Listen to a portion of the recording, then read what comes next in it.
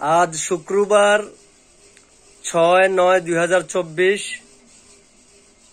আজ শুক্রবারে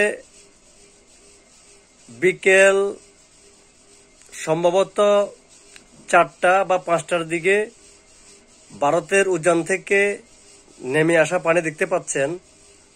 এই পানি প্রবেশ করতেছে পরশুরাম থানার বক্স মোহাম্মদ ইউনিয়নের সাডি গ্রামে।